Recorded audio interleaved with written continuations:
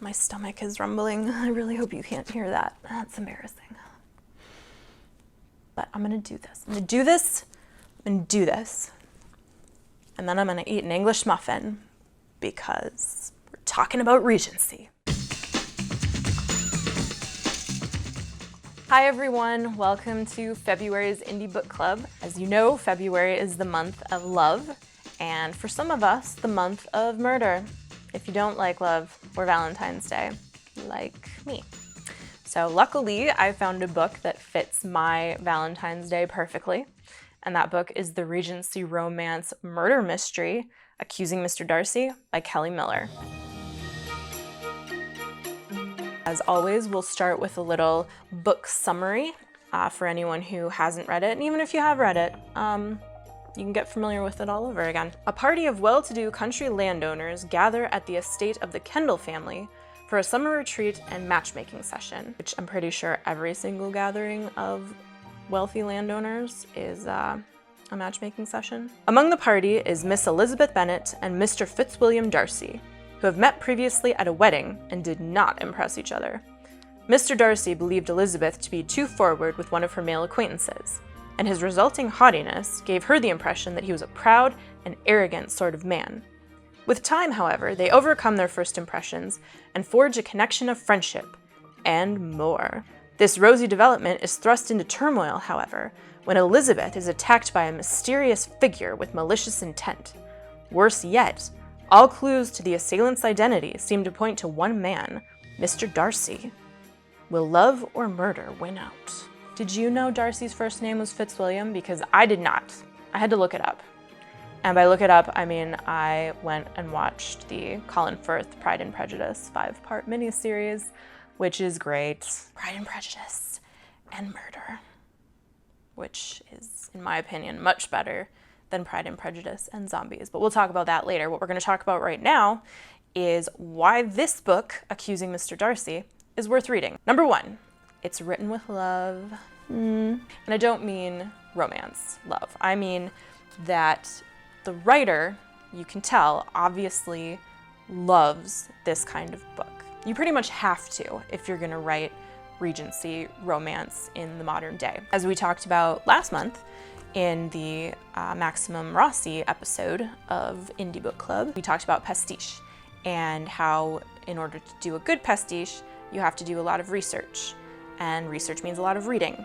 And when you're talking about crime noir, which is a little bit more accessible because it's a little bit newer and it's commercial, that's one thing.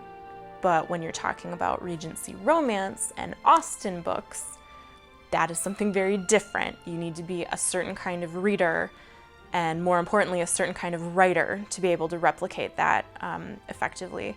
In short, basically, you have to love to read those books and do that work in order to write a book like this. And it absolutely shows. It's very much Austen's voice, very much Austen's sentiment, and it works out really well. So if you like Pride and Prejudice and you like those kinds of novels, this one is going to be a home run for you.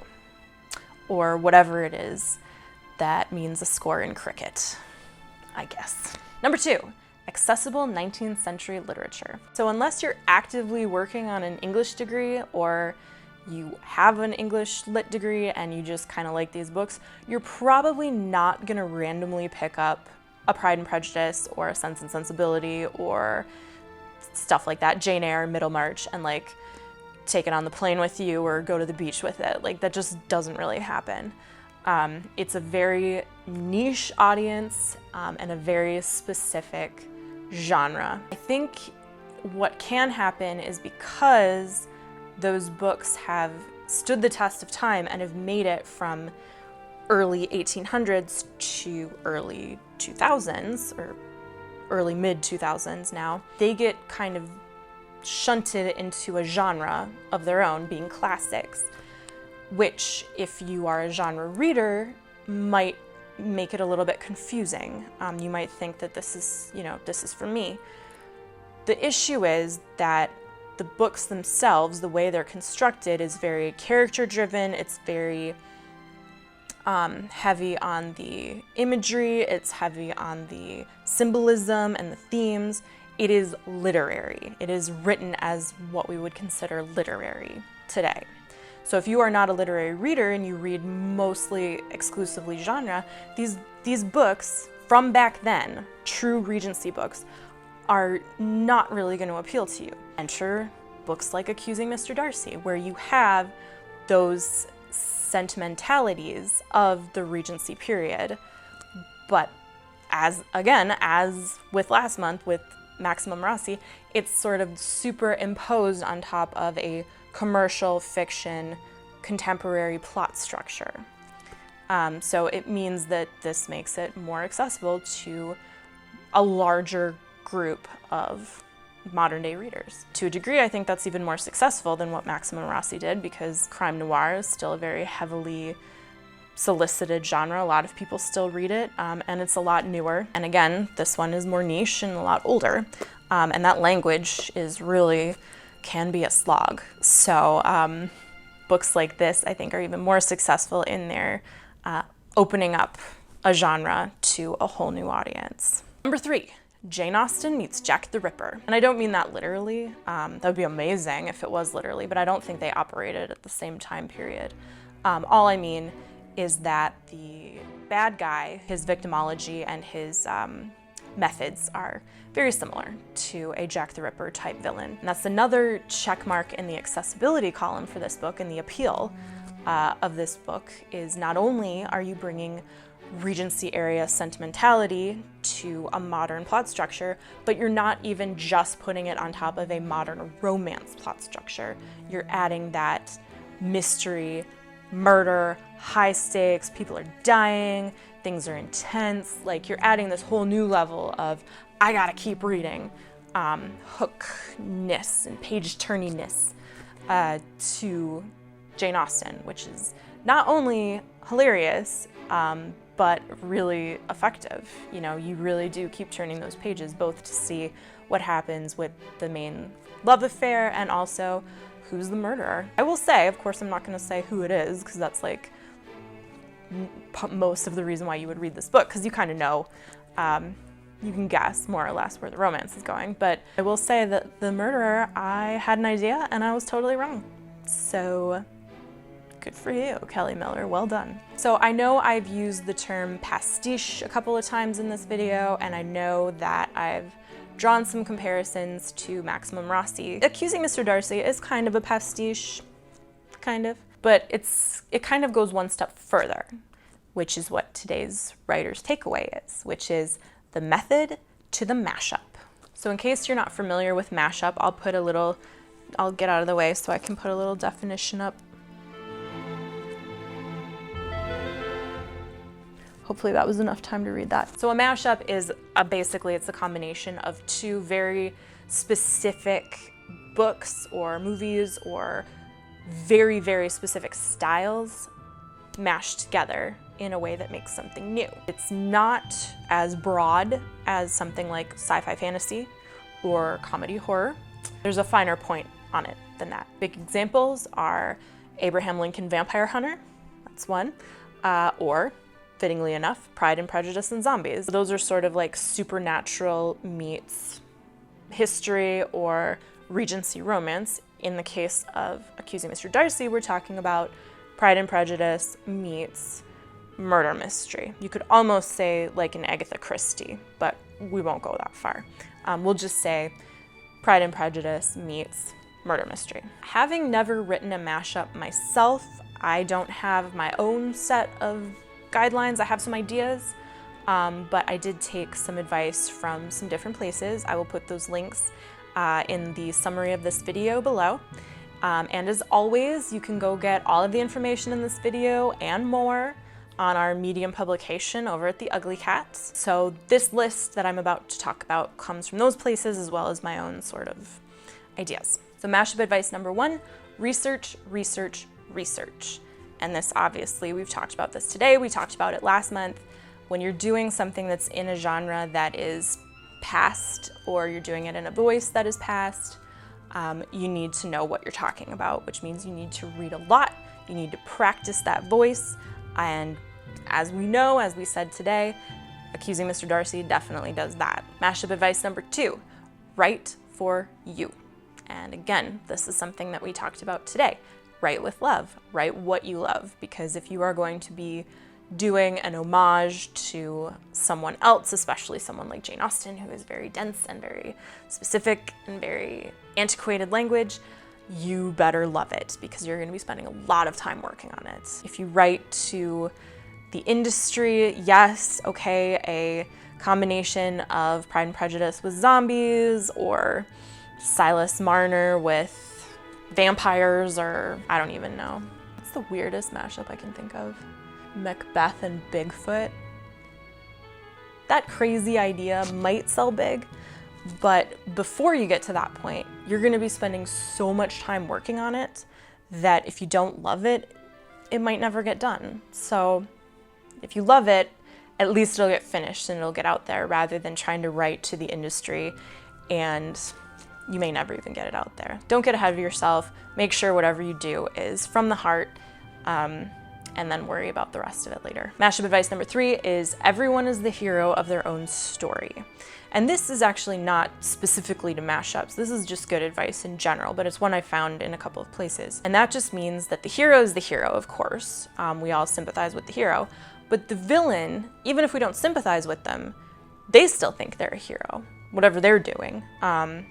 In this case, murdering people, or to a lesser degree, just kind of being a dick.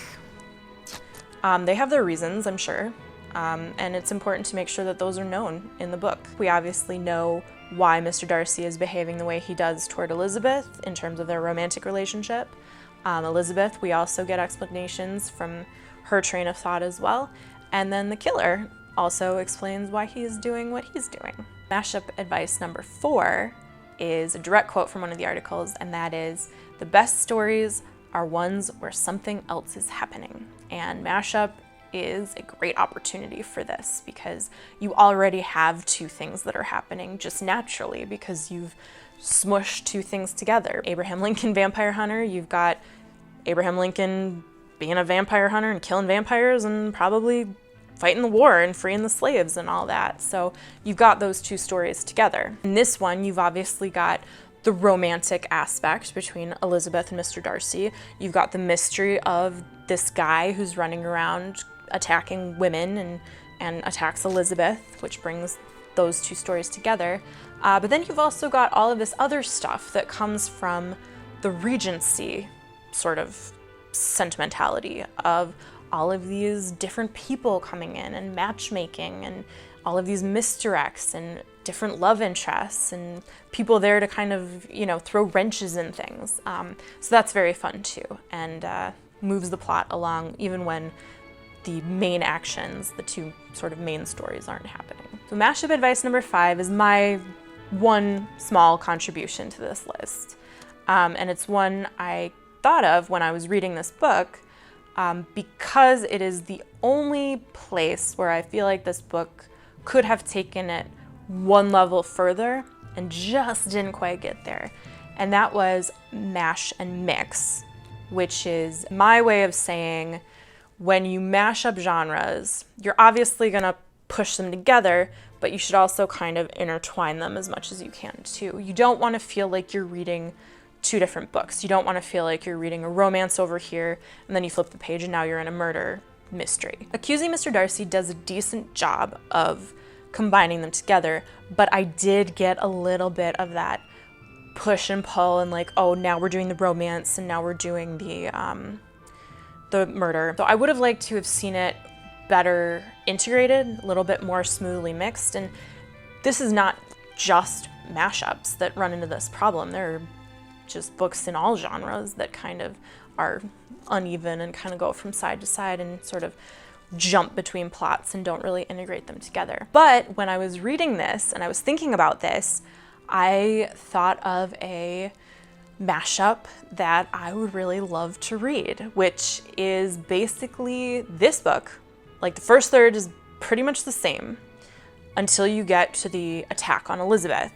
And then Mr. Darcy is essentially like thrown in the dungeon or whatever. He's like, it's a foregone conclusion. He did it. He's the murderer. you're definitely gonna go to jail or get hung or whatever it is that they do to rich guys who murder people back then. And Elizabeth is the only one who believes him, and she turns into amateur girl sleuth, trying to solve the mystery and clear his name.